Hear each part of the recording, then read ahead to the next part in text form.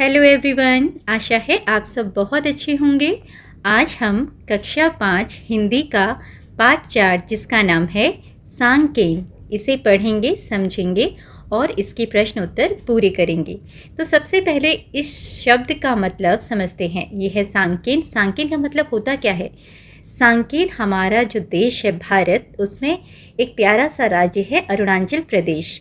वहाँ का एक जल त्योहार है, ठीक है, जो विशेष रूप से वहाँ के जो बौद्ध समुदाय हैं उनके द्वारा मनाया जाता है और ख़ासकर ये अप्रैल के मध्य में नए साल की शुरुआत के उपलक्ष्य में मनाया जाता है। यहाँ इस त्यौहार में क्या करते हैं, जो बुद्ध भगवान होते हैं उनकी मूर्तियों को पवित्र जल से स्नान कराते हैं और एक दूसरे पर जल छिड़कने की परंपरा है, ठीक है। तो ये कुछ बातें हैं सांकेन के बारे में, बाकी हम इस पाठ में पढ़ते हैं। चलिए शुरू करते हैं।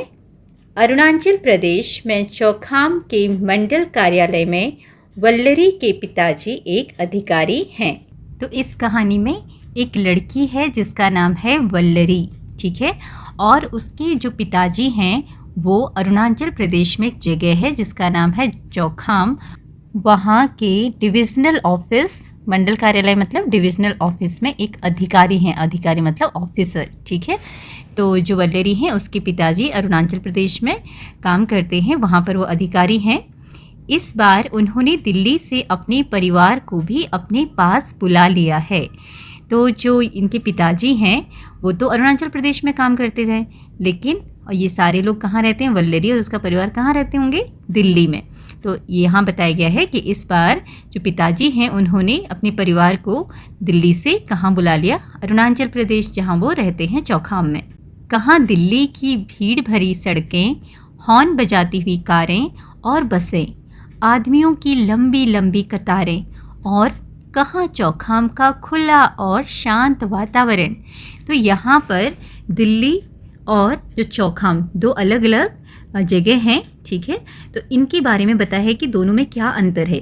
दिल्ली में क्या है? भीड़ भरी सड़कें, सड़कों में पूरी भीड़ होती है, लोग होते हैं, गाड़ियाँ होती हैं, कार, बसें, और हॉर्न बजाती हैं, वो बहुत आवाज़ होती है, ठीक है। सड़कों में बहुत गाड़ियाँ दिखती हैं दिल्ली में, और आदमियों की लंबी लंबी कतारें, मतलब जहाँ तहाँ आपको लोग लाइन में खड़े हुए दिखेंगे। हर चीज़ के लिए लाइन लगानी पड़ती है, बहुत ज़्यादा जनसंख्या दिल्ली में है, और हर काम के लिए कहीं ना कहीं, जैसे ऑफिसेज में जाते हैं, कहीं भी कुछ लेने जाते हैं, दुकानों में, तो आपको लंबी लंबी लाइनें दिखेंगी। लेकिन चौखाम क्या है? एक खुला और शांत वातावरण वाला जगह है। यहाँ पर इस तरह की भीड़ भाड़ नहीं है, शांत मौसम है, जिधर देखो हरियाली ही हरियाली और फूल ही फूल। चौखाम में चारों तरफ हरियाली है और फूल ही फूल खिले रहते हैं।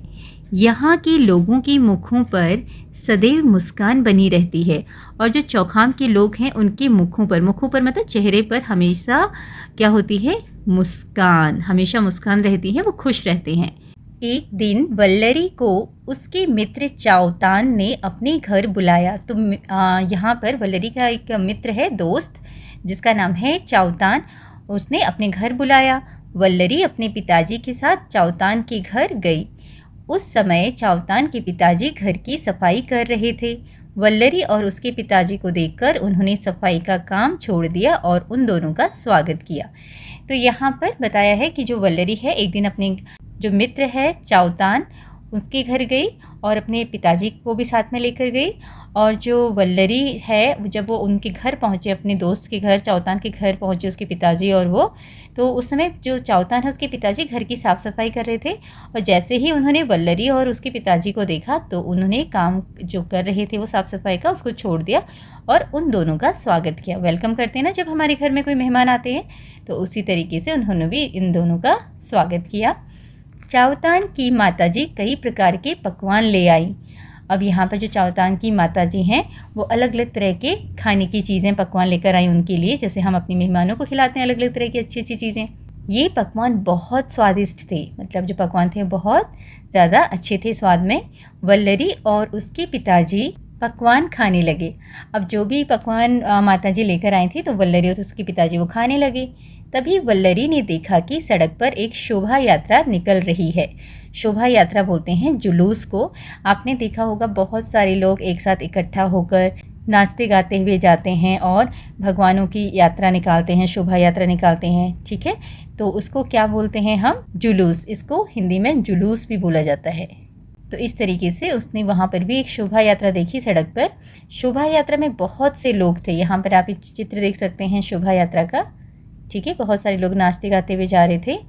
कुछ लोगों के कंधों पर पालकियाँ थीं। इन पालकियों में बड़ी बड़ी और सुंदर सुंदर मूर्तियाँ रखी हुई थीं। शोभा यात्रा में सब लोग नाचते गाते हुए जा रहे थे। लोगों में बहुत उत्साह था। अब यहाँ पर देखो, जो ये शोभा यात्रा है इसमें कुछ लोगों के कंधे पर क्या है? पालकियाँ। ये इस तरीके का ये जो है पालकी है। पालकी में क्या रखा हुआ है? मूर्तियाँ रखी हुई थी, सुंदर सुंदर मूर्तियाँ रखी हुई थी, ठीक है। और शोभा यात्रा में सब लोग कैसे जा रहे थे? हंसते गाते नाचते हुए। देखो यहाँ पर आपको सब हंसते गाते नाचते हुए दिखाई दे रहे हैं। लोगों में बहुत उत्साह था, ठीक है। लोग उत्साह से भरे हुए थे। फिर आगे क्या होता है? वल्लरी ने चावतान से पूछा। वल्लरी अब चावतान से पूछती है, ये लोग कहाँ जा रहे हैं? बहुत प्रसन्न दिख रहे हैं। तो यहाँ पर वल्लरी ने चावतान से क्या पूछा कि ये सारे लोग कहाँ जा रहे हैं? ये बहुत खुश दिखाई दे रहे हैं। चावतान ने बताया, अभी 1-2 दिन पहले ही हमारे गांव के लोगों ने नदी के किनारे एक मंदिर बनाया है। चावतान ने क्या बताया कि उसके गांव के लोगों ने कुछ दिन पहले, 1-2 दिन पहले ही नदी के किनारे एक मंदिर बनाया हुआ है। ये लोग बौद्ध विहार से भगवान बुद्ध और उनके शिष्यों की मूर्तियां लाए हैं और इन्हें मंदिर ले जा रहे हैं। तो यहाँ पर चावतान बता रहा है कि जो लोग हैं वो बौद्ध विहार से भगवान बुद्ध की और उनके शिष्यों की मूर्तियां लेकर आए हैं। बौद्ध विहार क्या होता है? जो बौद्ध भिक्षु होते हैं उनके रहने की जगह, या फिर जो जहाँ वो शिक्षा लेते हैं या ध्यान करते हैं, उस जगह को हम लोग क्या कहते हैं? बौद्ध विहार। वहाँ पर वो एक तरह का बौद्ध लोगों का मंदिर होता है, ठीक है, जहाँ पर बौद्ध भिक्षु रहते हैं, शिक्षा ग्रहण करते हैं, ध्यान करते हैं। तो वहाँ से ये लोग भगवान बुद्ध की मूर्तियाँ लेकर आए हैं और उनके शिष्यों की मूर्तियाँ लेकर आए हैं। भगवान बुद्ध के शिष्य भी हुआ करते थे, तो उनकी भी मूर्तियाँ लेकर आए हैं। और वो उनको कहाँ लेकर जा रहे हैं? उन मूर्तियों को मंदिर में लेकर जा रहे हैं, जो उन्होंने 1-2 दिन पहले ही नदी के किनारे बनाया हुआ है। ये मूर्तियाँ 3 दिन तक उस मंदिर में रखी रहेंगी। गाँव के लोग इन मूर्तियों पर प्रतिदिन जल चढ़ाएंगे और इनकी पूजा करेंगे। तो यहाँ पर चावतान ने बताया कि इन मूर्तियों को मंदिर में ले जा रहे हैं।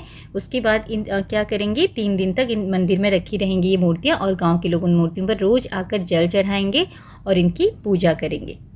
जैसे हिंदू धर्म में आप साधु संत बोलते हैं, वैसे ही बौद्ध धर्म में बौद्ध भिक्षु होते हैं, ठीक है। आगे है, क्या हम लोग भी शोभा यात्रा में सम्मिलित हो सकते हैं? वल्लरी के पिताजी ने पूछा। हाँ हाँ, अवश्य, चलिए हम सब शोभा यात्रा में चलते हैं। तो यहाँ पर वल्लरी के पिताजी ने पूछा कि क्या हम भी इस शोभा यात्रा में शामिल हो सकते हैं? सम्मिलित हो सकते हैं मतलब शामिल हो सकते हैं, क्या हम भी जा सकते हैं? तो वल्लरी के पिताजी ने जब ये पूछा, चावतान के पिताजी बोले, हाँ हाँ अवश्य, मतलब आप बिल्कुल चल सकते हैं। फिर उन्होंने बोला, चलिए हम सब शोभा यात्रा में चलते हैं। तो वो सब शोभा यात्रा में शामिल होने के लिए चले गए। सब लोग शोभा यात्रा में सम्मिलित हो गए। अब यहाँ पर सारे लोग उस शोभा यात्रा में सम्मिलित हो गए, शामिल हो गए। शोभा यात्रा में लोग गाते बजाते हुए और नाचते कूदते हुए चले जा रहे थे। मतलब सारे के सारे लोग बहुत खुशी खुशी जा रहे थे नाचते हुए। उनकी प्रसन्नता का ठिकाना नहीं था, मतलब वो बहुत ज़्यादा खुश थे, ठीक है। थोड़ी देर में शोभा यात्रा मंदिर के पास पहुँची। अब शोभा यात्रा जो है, जो जुलूस है, वो मंदिर के पास पहुँचा। मंदिर की जालीदार दीवारें बांस और बांस की खपच्चियों से बनी हुई थी। तो यहाँ पर बोला है, जो मंदिर बनाया गया था उसकी दीवारें किससे बनी हुई थी? वो जालीदार थी और बांस की खपच्चियों से बनी हुई थी। खपच्चियाँ होती हैं बांस की पतली पतली टहनियाँ। तो बांस की जो लकड़ी होती है उसकी पतली पतली टहनियों से उसको बनाया गया था। तो मंदिर की दीवारें बनाई गई थी। बीच बीच में पेड़ों की हरी हरी टहनियाँ लगाई गई थी, और उसके बीच में हरी हरी टहनियाँ लगाई थी पेड़ों की, और खोस खोस कर उन पर रंग बिरंगे फूल सजा दिए गए थे। मतलब अच्छी तरीके से उनके अंदर रंग बिरंगे फूलों को भी लगाया गया था। जैसे तोड़कर फूल लेकर आए और बीच बीच में घास के बीच बीच में लकड़ियों के बीच में उनको घुसाकर, फूलों को घुसाकर लगा दिया था और सजा दिया था।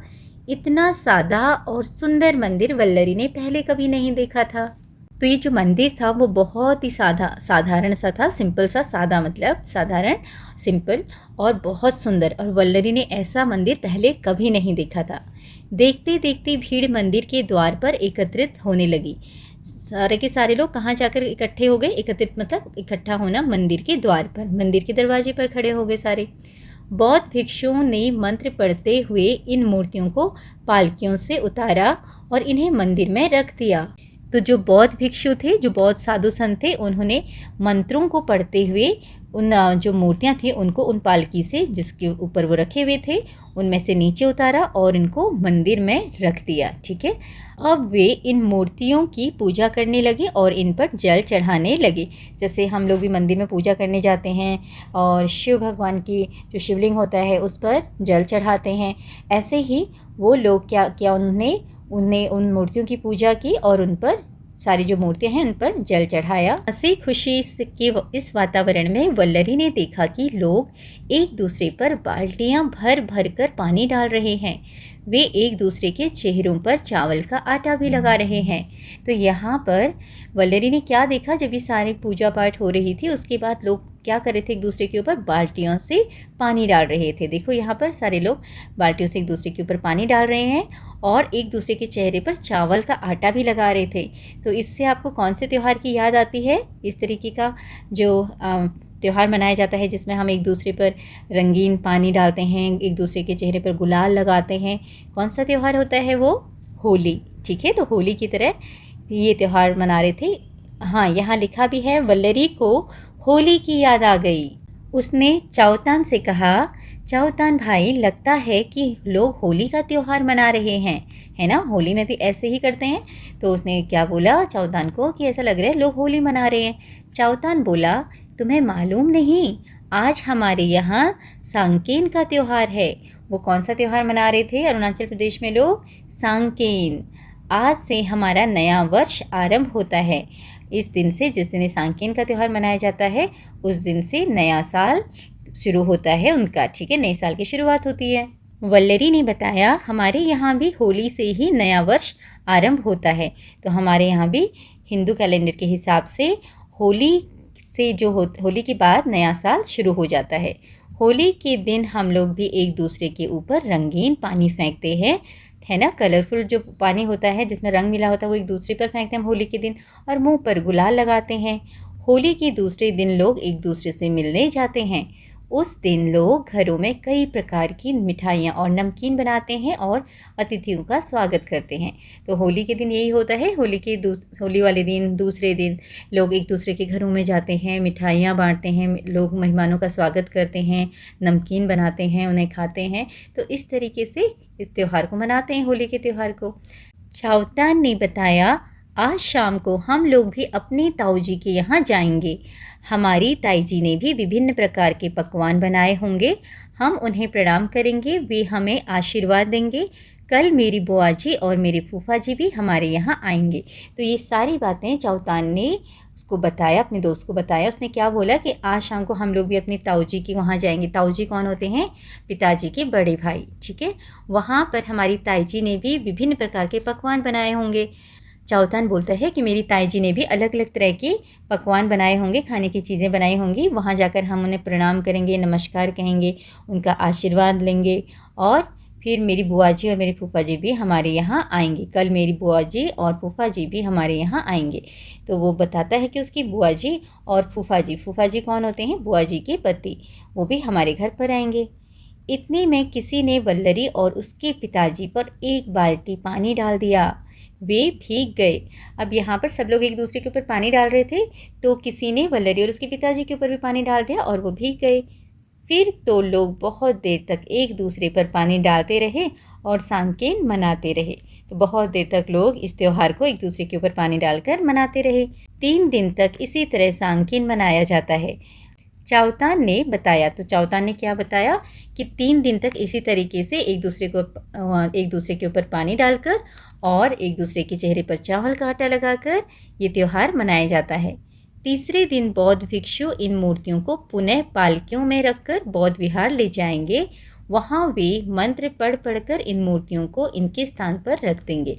और जो तीसरा दिन आएगा तब क्या करेंगे, जो बौद्ध भिक्षु होते हैं जिन्होंने इनको पूजा पाठ किया था, मंत्रों का उच्चारण करके उनको नीचे रखा था और इनके ऊपर जल से इनकी पूजा की थी, वही बौद्ध भिक्षु फिर से इनको क्या करते हैं, इन मूर्तियों को पालकियों में रखते हैं और वापस बौद्ध विहार ले जाते हैं। तो वही वो बता रहा है कि वापस तीसरे दिन इनको लेके जाएंगे और वहाँ वे मंत्र पढ़ पढ़कर इन मूर्तियों को वापस उसी स्थान पर रख देंगे जहाँ से वो लेकर आए थे। चावतान के पिताजी ने बताया, गांव के लोग फिर बौद्ध विहार जाएंगे और भिक्षुओं को बार बार दंडवत प्रणाम करेंगे। भिक्षु लोग हमें आशीर्वाद देंगे।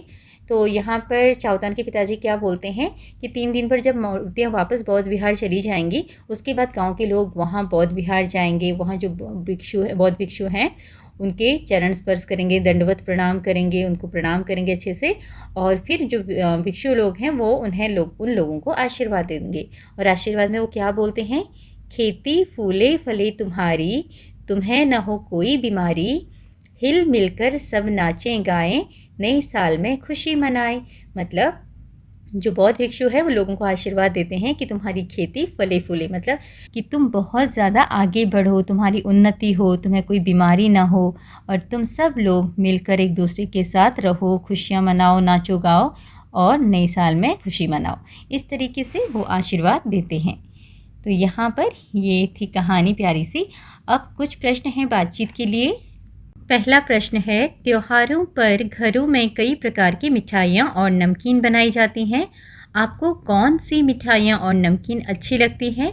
वे किस त्योहार पर बनाई जाती हैं?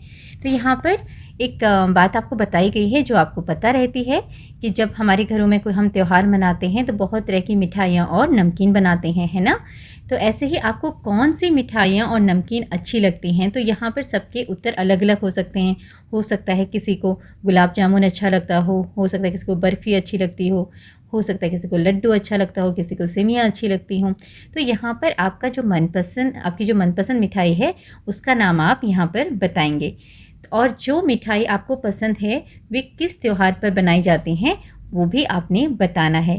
कि अगर आप बर्फ़ी बता रहे हैं, लड्डू बोल रहे हैं, तो ज़्यादातर मिठाइयाँ लगभग हर त्यौहार में बनाई जाती हैं। जैसे दिवाली में बनाई जाती हैं और जन्माष्टमी में बनाई जाती हैं और रक्षाबंधन के समय भी मिठाइयाँ आप लोग खाते हैं। तो आपको जो मिठाई पसंद हो उसका नाम और वो किस त्यौहार में बनाई जाती है वो बताना है।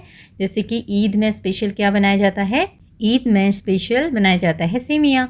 तो इस तरीके से अगर कोई और त्यौहार मिठाई का नाम आप जानते हैं और आपको पता है कि वो कौन से स्पेशल त्यौहार में बनाया जाता है तो आप यहाँ पर बता सकते हैं। अगला है, आप कौन से त्यौहार मनाते हैं, उनमें और सांकेन में कौन कौन सी समानताएं हैं।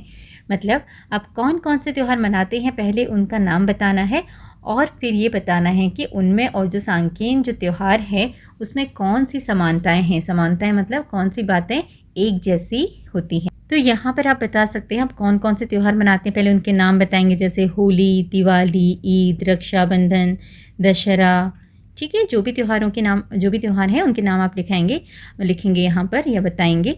और उनमें से कौन सा त्यौहार सांकेन से मिलता जुलता है, वो है होली। तो यहाँ पर हम बताएंगे कि जो होली का त्यौहार है वो सांकेन से मिलता जुलता है, दोनों में समानताएं हैं क्योंकि इन दोनों ही त्योहारों में लोग एक दूसरे के ऊपर पानी डालते हैं और मिठाइयाँ खाते हैं और बड़े उत्साह के साथ इस त्यौहार को मनाते हैं। आगे है, हमारे देश में अनेक अवसरों पर शोभा यात्राएँ या जुलूस निकाली जाती हैं। आपने कौन कौन सी शोभा यात्राएँ देखी हैं, उनके बारे में अपने अनुभव बताइए। तो यहाँ पर आपने बताना है कि जो जुलूस निकाला जाता है, जो शोभा यात्राएं निकाली जाती हैं वो बहुत अलग अलग अवसरों पर निकाली जाती हैं। जैसे कि गणेश चतुर्थी जब होती है उस समय भी शोभा यात्रा निकाली जाती है ना। लोग गणपति जी की मूर्ति को लेकर शोभा यात्रा निकालते हैं, उनको घुमाते हैं, फिर उनको मंदिर में उनको बिठाया जाता है, फिर पूजा पाठ की जाती है और फिर कुछ दिनों बाद उनका विसर्जन किया जाता है, तब फिर से शोभा यात्रा निकाली जाती है। तो इसी तरीके से बहुत सारी शोभा यात्राएं अलग अलग अवसरों पर निकाली जाती हैं। अगर आपको इसके बारे में पता है तो उसके बारे में आप अपने अनुभव बताएंगे। यहाँ पर आप ये भी लिख सकते हैं कि शोभा यात्राएं और कौन से अवसर पर देखते हैं आप। एक तो स्वतंत्रता दिवस के समय भी शोभा यात्रा निकाली जाती हैं। आपके विद्यालय में भी आप शोभा यात्रा निकालते होंगे, जिसमें आप हमारे देश का जो झंडा है, तिरंगा है, उसको लेकर जुलूस निकालते हो, नारे लगाते हो। तो इसके बारे में आप लिख सकते हैं कि हमने शोभा यात्रा गणेश चतुर्थी के समय या फिर स्वतंत्रता दिवस के समय देखी है। अगला है, आप नया वर्ष कब और कैसे मनाते हैं। तो यहाँ पर आप बताएंगे हम नया वर्ष कब मनाते हैं। 1 जनवरी को, जब 1 जनवरी होती है हम तब नया वर्ष की शुरुआत करते हैं।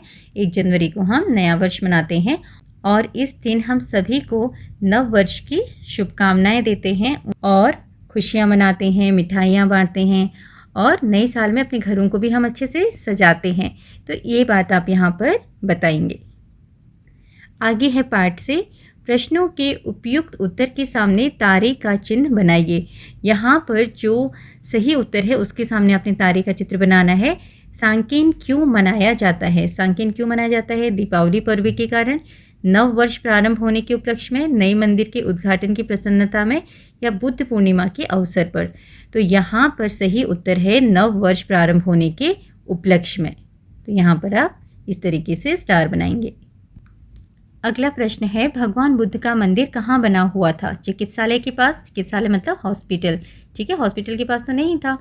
नदी के किनारे या सरोवर के किनारे या समुद्र के किनारे। तो यहाँ पर नदी के किनारे, ये उत्तर एकदम सही है, ठीक है। उसके बाद लोग बहुत देर तक एक दूसरे पर पानी डालते रहे क्योंकि उन्हें गर्मी लग रही थी, वे स्नान कर रहे थे, वे गंदे हो गए थे, वे सांकेन मना रहे थे। वे सांकेन मना रहे थे। तो यहाँ पर आप स्टार बनाएंगे। अगला है, यहाँ के लोगों के मुखों पर सदैव मुस्कान बनी रहती है। इस वाक्य का क्या अर्थ है। इसका मतलब है कि वे लोग हमेशा प्रसन्न रहते हैं। तो ये पहला ही है, यहाँ के लोग सदैव प्रसन्न रहते हैं। यहाँ के लोग सदैव प्रसन्न रहने का अभिनय करते हैं, मतलब एक्टिंग करते हैं, नहीं। यहाँ के लोगों को खेलना कूदना अच्छा लगता है, ये भी सही नहीं है। यहाँ के लोगों को नाचना गाना अच्छा लगता है, ये भी नहीं। तो पहला उत्तर सही है, यहाँ के लोग सदैव प्रसन्न रहते हैं, यहाँ के लोग हमेशा खुश रहते हैं। अब है पाठ से, निम्नलिखित प्रश्नों के उत्तर अपनी लेखन पुस्तिका में लिखिए। तो यहाँ पर अपने कॉपी में इन प्रश्नों के उत्तर लिखने हैं। पहला प्रश्न है, सांकेन का त्यौहार मनाते समय वल्लरी को होली की याद क्यों आई। तो यहाँ पर इस प्रश्न का उत्तर आपने लिखना है। तो यहाँ पर पहले प्रश्न का उत्तर आप इस तरीके से लिख सकते हैं, सांकेन का त्यौहार मनाते समय वल्लरी को होली की याद आई क्योंकि जिस प्रकार होली में लोग एक दूसरे पर पानी डालते हैं और चेहरे पर गुलाल लगाते हैं, उसी प्रकार सांकेन में भी लोग एक दूसरे पर पानी डाल रहे थे और चेहरे पर चावल का आटा लगा रहे थे, ठीक है। तो जिस तरीके से होली में लोग एक दूसरे पर पानी डालते हैं और चेहरे पर गुलाल लगाते हैं, रंग लगाते हैं, उसी तरह सांकेन में भी लोग एक दूसरे पर पानी डाल रहे थे और चेहरे पर चावल का आटा लगा रहे थे, इसलिए वल्लरी को होली की याद आई। अब अगला प्रश्न है, वल्लरी को चौखाम और दिल्ली में क्या अंतर लगा। तो यहाँ पर आपने चौखाम और दिल्ली में क्या अंतर था ये बात बतानी है। इसका उत्तर आप ऐसे लिखेंगे, दिल्ली में भीड़ भरी सड़कें, शोरगुल और लोगों की लंबी लंबी कतारें देखने को मिलती हैं, परंतु चौखाम का वातावरण खुला और शांत है। चारों तरफ हरियाली और सुंदर फूल खिले रहते हैं, वहाँ के लोग हमेशा खुश रहते हैं।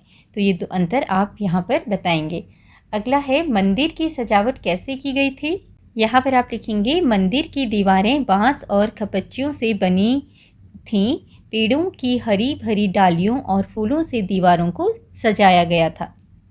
अगला प्रश्न है, आपको कौन कौन आशीर्वाद देते हैं, वे क्या आशीर्वाद देते हैं। आपको जो घर में मम्मी पापा हैं, बड़े लोग हैं, बड़े बुजुर्ग हैं, वो सब आशीर्वाद देते होंगे, वो बताना है आपने, और क्या क्या आशीर्वाद देते हैं ये भी लिखना है।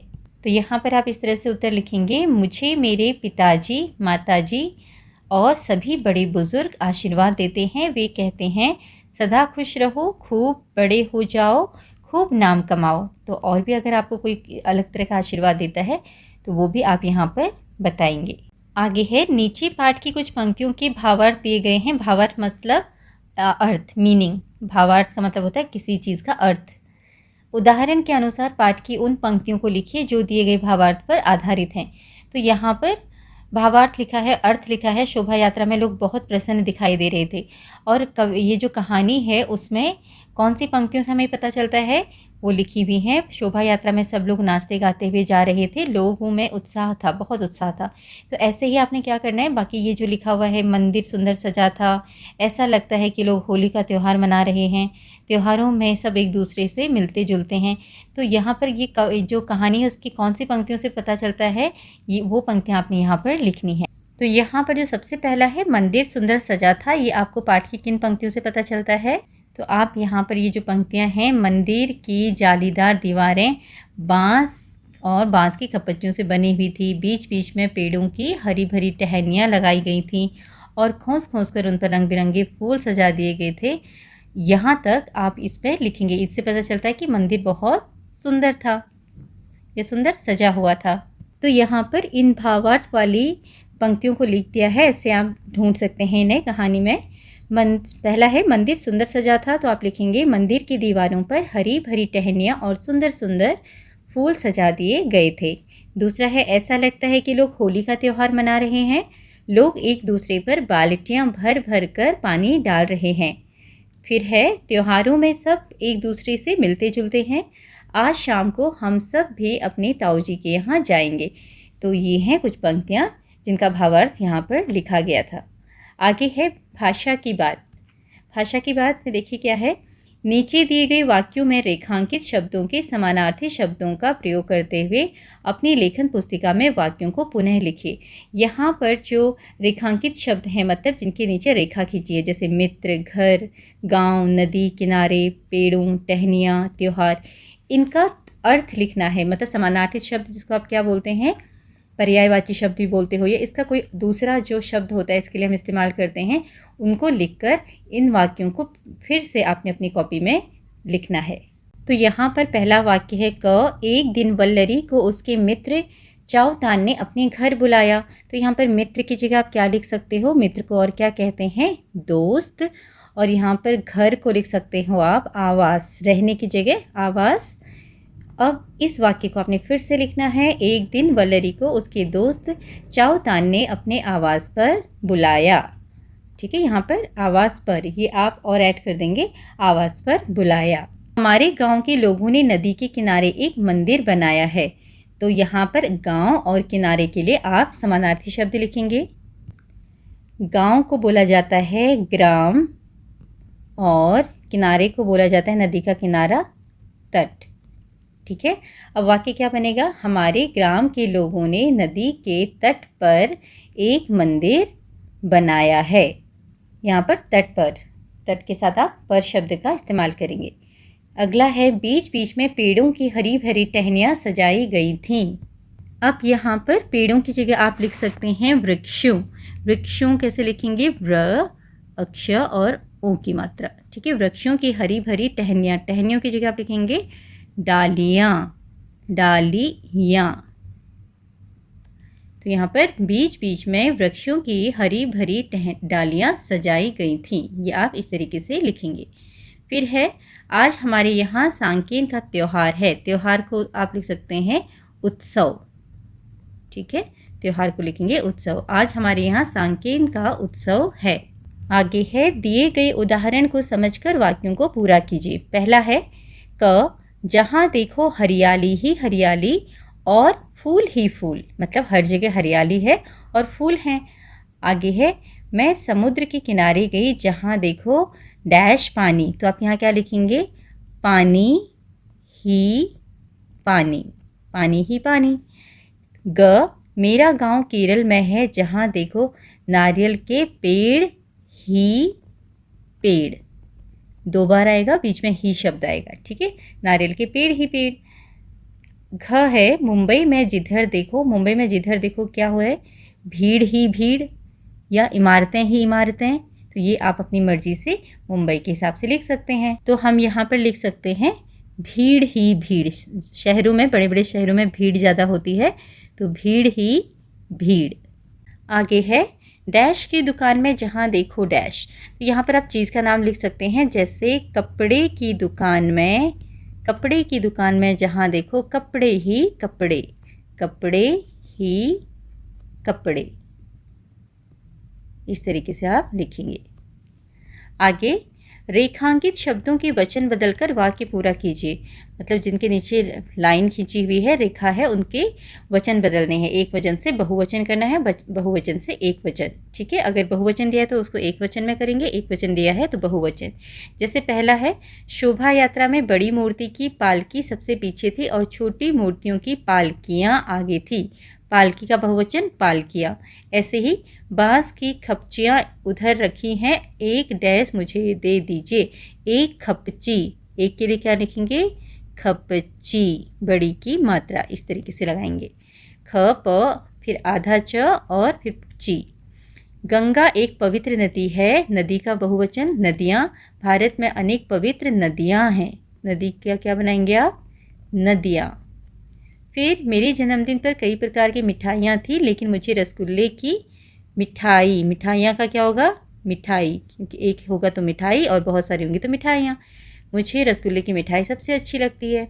सारी बाल्टियाँ पानी से भर गई हैं, केवल एक बाल्टी, बाल्टी। ठीक है, जब हम यहाँ हटा देंगे तो उससे पहले जो भी छोटी की मात्रा है वो बड़ी की मात्रा होगी। ऐसे ही नदी में बड़ी की मात्रा, लेकिन यहाँ लगाएंगे तो छोटी की मात्रा हो जाएगी। या के साथ छोटी की मात्रा, और अगर या नहीं है तो बड़ी की मात्रा लगेगी। आगे है, जब किसी की बात ज्यों की त्यों लिखी जाती है तब एक चिन्ह लगाया जाता है, इसे उद्धरण चिन्ह कहते हैं। उदाहरण के लिए, चावतान बोला, आज से हमारा नया वर्ष आरंभ होता है। तो चावतान ने ये बात बोली, चावतान ने जो बात बोली उसको ऐसा कैसा लिखा गया है, तो यहाँ पर जो ये चिन्ह लगाए गए हैं आगे और पीछे इस तरीके से, ठीक है, इनको बोलते हैं उदाहरण चिन्ह। जो बात किसी ने बोली होती है और उसको वैसा का वैसा लिखा जाता है बिना शब्दों को बदले, तो उनको उदाहरण चिन्हों के अंदर लिखा जाता है। तो पाठ में आए ऐसे 4 वाक्य खोजकर लेखन पुस्तिका में लिखिए। तो पाठ में से कोई भी 4 वाक्य लिखने हैं जो उदाहरण चिन्ह के अंदर हैं। तो पाठ में बहुत सारे वाक्य हैं, वो आप यहाँ पर लिखेंगे। जैसे ये वाक्य है, चावतान भाई, लगता है कि लोग होली का त्यौहार मना रहे हैं। तो यहाँ तक जो वाक्य बोला गया है, किसके द्वारा बोला गया है? ये वल्लरी के द्वारा। तो ये उद्धरण चिन्ह है यहाँ पर, और यहाँ पर ये बंद हो रहा है। तो ये पूरा एक उसका एग्जाम्पल है जो उद्धरण चिन्ह के अंदर वाक्य आपने बताने हैं। दूसरा यहाँ पर चावतान बोला, ये वाला, तुम्हें मालूम नहीं आज हमारे यहाँ सांकेन का त्यौहार है, आज से हमारा नया वर्ष आरंभ होता है। यहाँ तक पूरा ये भी उद्धरण चिन्ह के अंदर है, ये पूरी वाक्य, पूरे जो शब्द हैं। तो ये भी आप यहाँ पर एग्जाम्पल में, उदाहरण में दे सकते हैं। फिर यहाँ पर है ये 3 दिन तक इसी तरह सांकेन मनाया जाता है। ठीक है, ये चावतान ने बताया। ये क्या है? ये भी उद्धरण चिन्ह के अंदर है। इसी तरह बहुत सारे वाक्य हैं यहाँ पर, आप लिखेंगे। नीचे भी दिया हुआ है, गांव के लोग फिर बौद्ध विहार जाएंगे और भिक्षुओं को बार बार दंडवत प्रणाम करेंगे, भिक्षु लोग हमें आशीर्वाद देंगे। ठीक है, तो यहाँ भी उद्धरण चिन्ह के अंदर यहाँ पर बनाया गया है। देखो, खेती, ये वाला पूरा उद्धरण चिन्ह के अंदर है। तो ये भी आप लिख सकते हैं। पाठ में बहुत सारे उदाहरण ऐसे हैं जो उद्धरण चिन्ह के अंदर शब्द लिखे गए हैं, वाक्य बनाए गए हैं, तो आप उनको यहाँ पर लिखेंगे।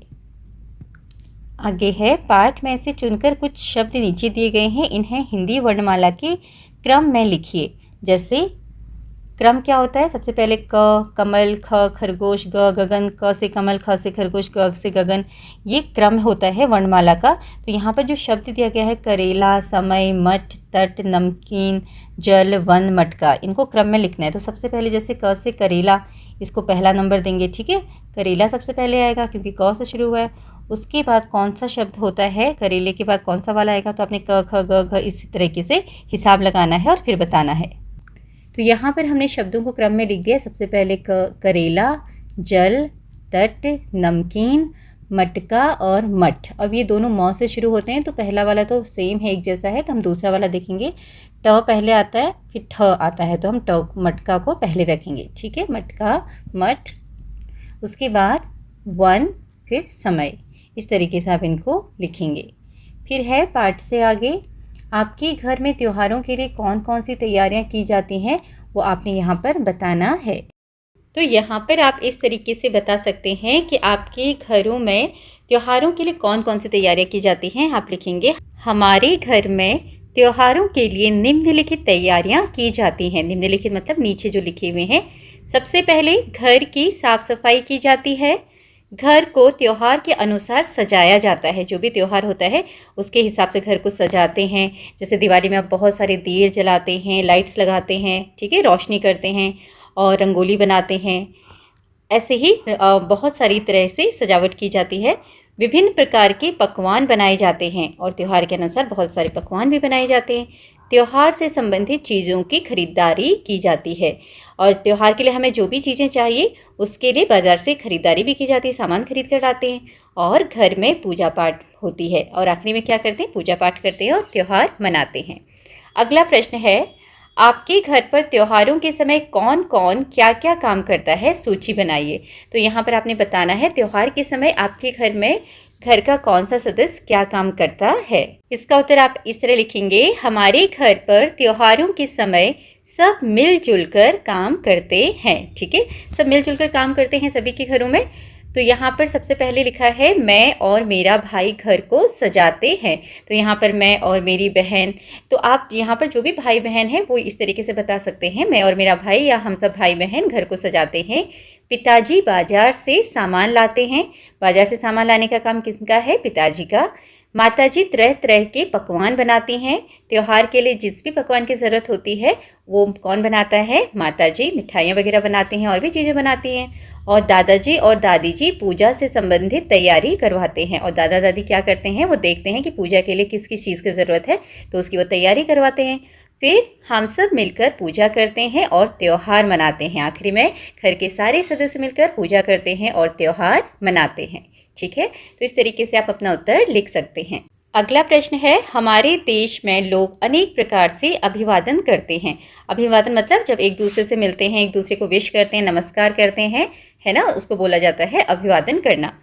उदाहरण के लिए नमस्ते बोलकर, जैसे आप भी कहीं जाते होगे अपने बड़ों को नमस्ते करते होगे, तो उसी चीज़ को बताया जा रहा है कि अलग अलग तरीके से हम अभिवादन करते हैं।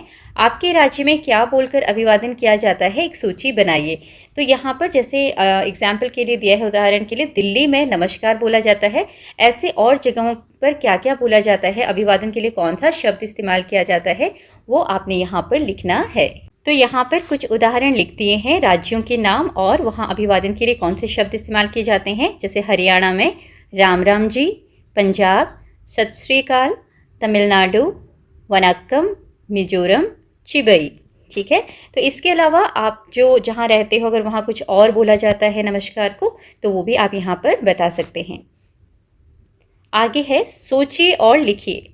पहला, इस पाठ में आपको सबसे अच्छा क्या लगा और क्यों। तो आपने यहाँ बताना है इस पाठ में आपको सबसे अच्छी बात कौन सी लगी और क्यों लगी। तो यहाँ पर इस पाठ में बहुत सारी चीज़ें हैं जो आपको अच्छी लग सकती हैं। जैसे जिस तरीके से सांकेन का त्यौहार मनाया जाता है, लोग खुशियाँ बांटते हुए नाचते गाते जुलूस निकाल कर जाते हैं, ठीक है।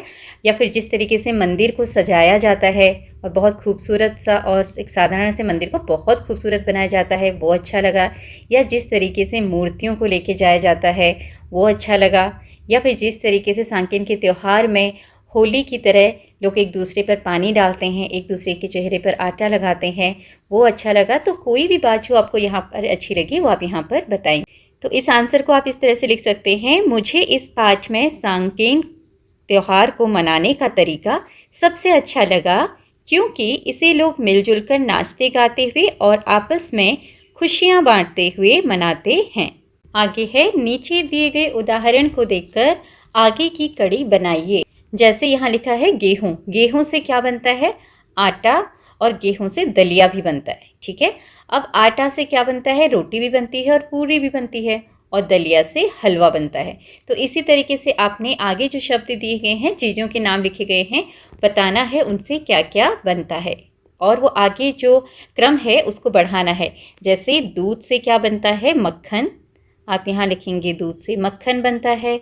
मक्खन से क्या बनता है, घी, और घी से क्या बनता है, मिठाइयाँ, मिठाइयाँ बनाने के लिए घी का इस्तेमाल होता है। तो आप यहाँ इस तरीके से बताएंगे। फिर है गन्ना, गन्ने से क्या बनता है, उसका रस निकाला जाता है। तो यहाँ पर आप लिखेंगे रस, रस, गन्ने के रस से क्या बनता है, गुड़, ठीक है।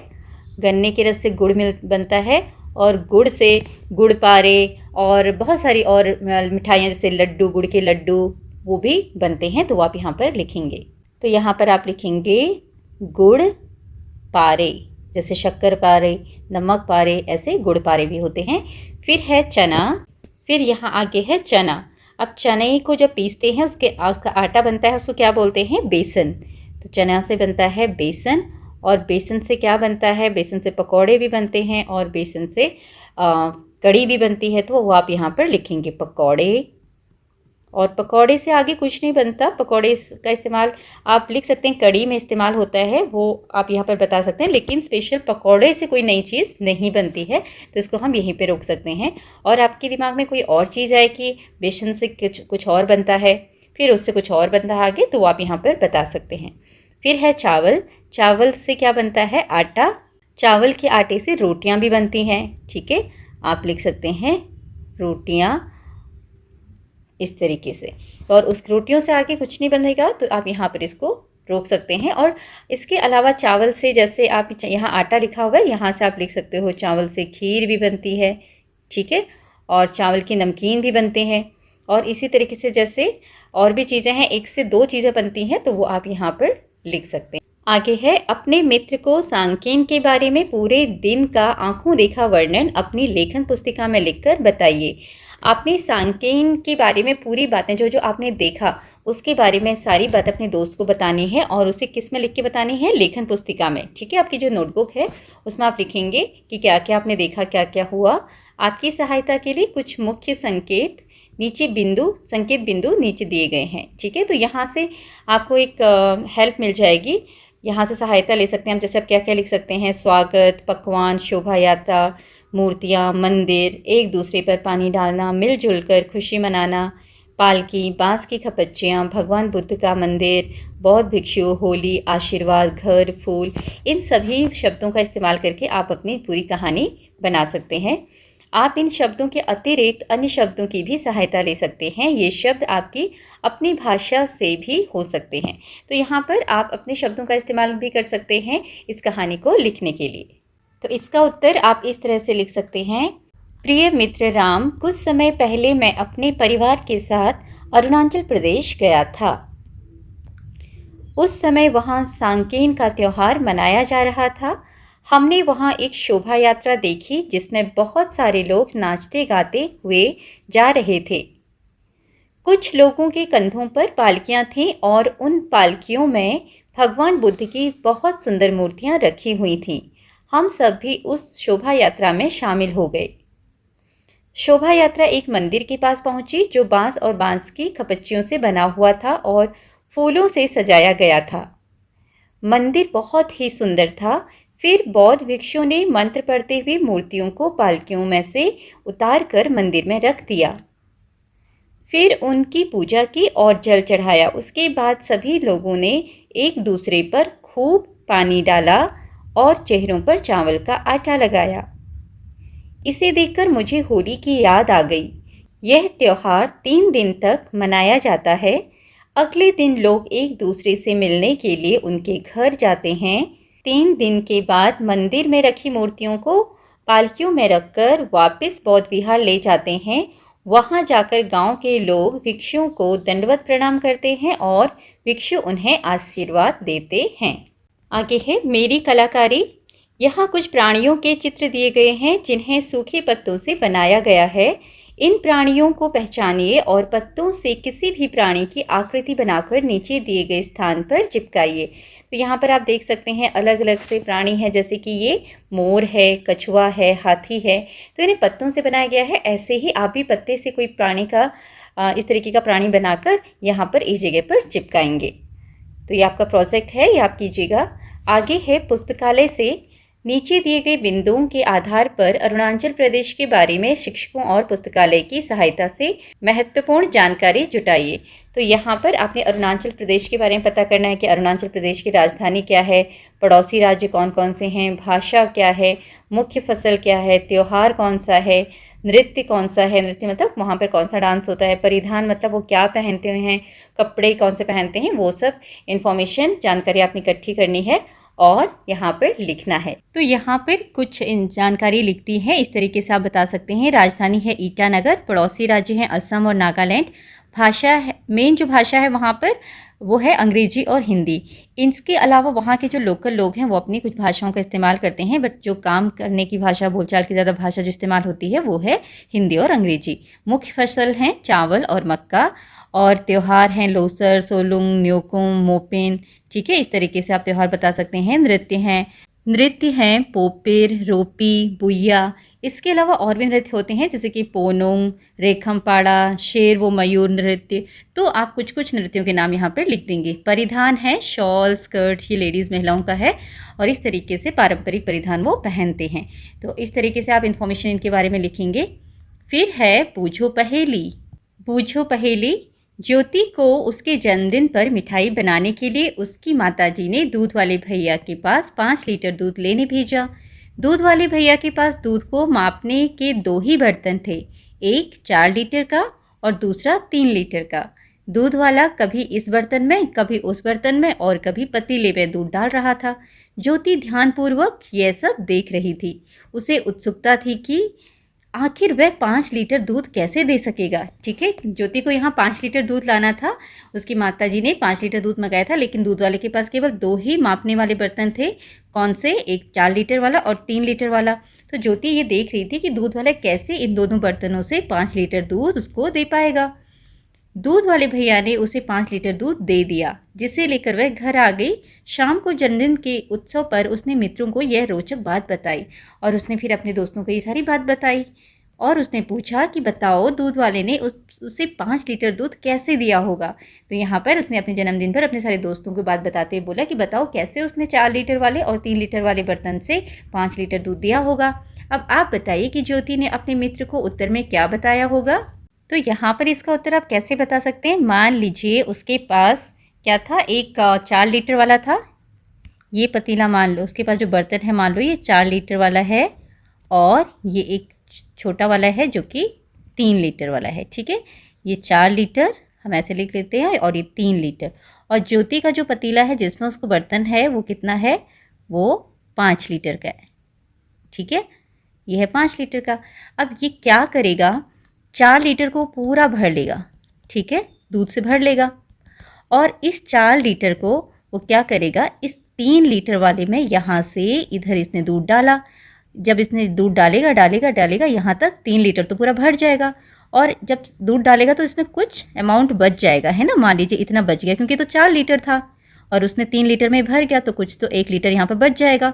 तो इस 1 लीटर को, जो ये 1 लीटर बचा हुआ है, इसको वो किस में डाल देगा, ज्योति के बर्तन में। यहाँ पर कितना आ गया, 1 लीटर।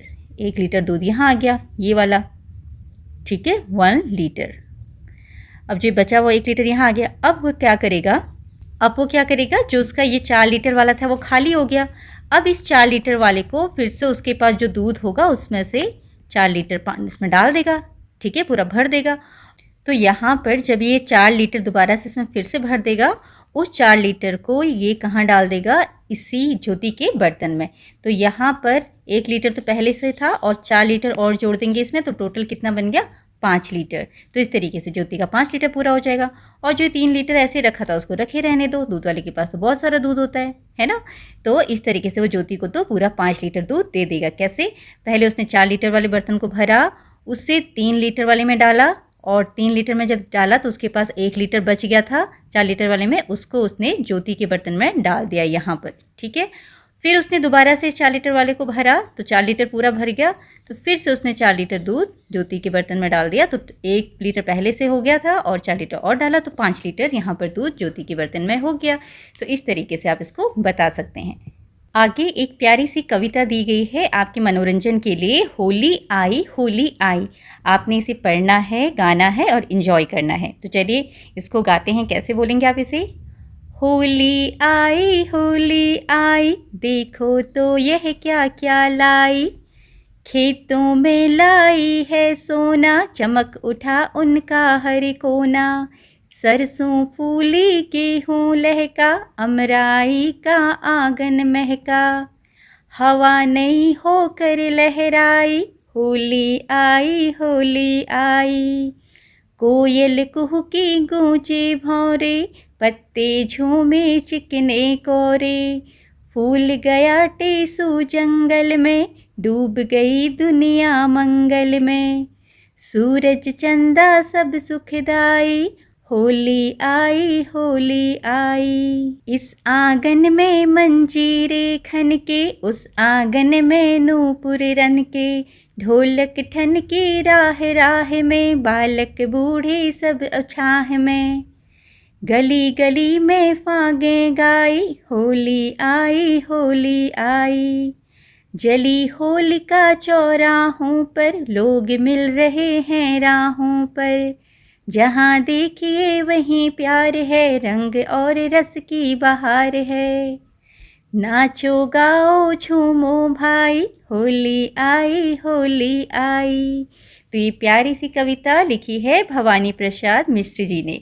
तो आपने इस कविता को पढ़ना है और एंजॉय करना है। तो यहाँ पर आपका ये पाठ पूरा होता है। आशा है इसमें जो भी बातें आपको बताई गई हैं वो आपको समझ में आई होंगी। Thank you for watching.